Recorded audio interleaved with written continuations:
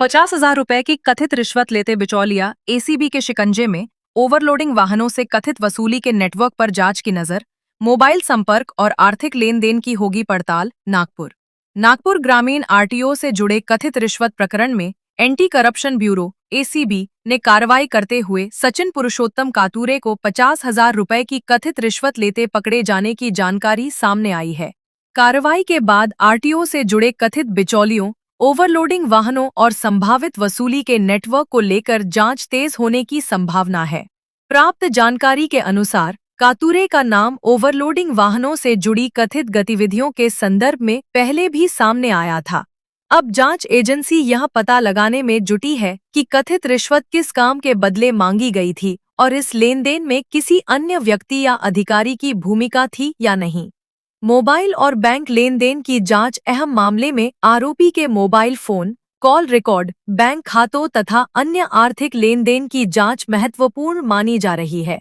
इन जानकारियों के आधार पर यह पता लगाने का प्रयास किया जा सकता है कि आरोपी किन आरटीओ अधिकारियों, वाहन मालिकों अथवा ट्रांसपोर्टरों के संपर्क में था और कथित रकम का वास्तविक उद्देश्य क्या था।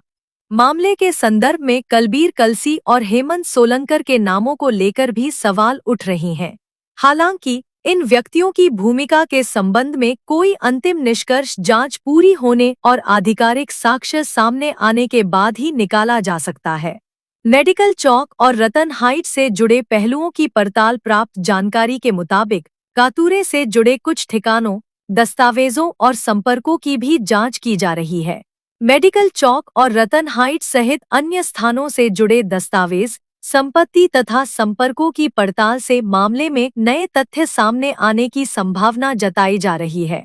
यदि मोबाइल संपर्क, बैंक लेन देन या अन्य दस्तावेजों के माध्यम से किसी बड़े नेटवर्क के ठोस साक्ष्य सामने आते हैं तो जांच का दायरा बढ़ सकता है।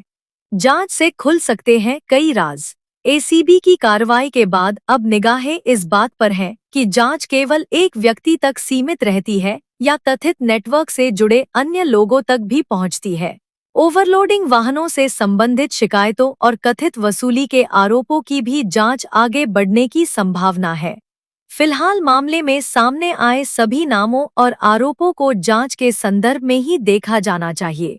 कलबीर कलसी, हेमंत सोलंकर अथवा किसी अन्य अधिकारी की भूमिका के संबंध में अंतिम निष्कर्ष एसीबी की जांच और आधिकारिक साक्ष्यों के आधार पर ही निकाला जाना उचित होगा।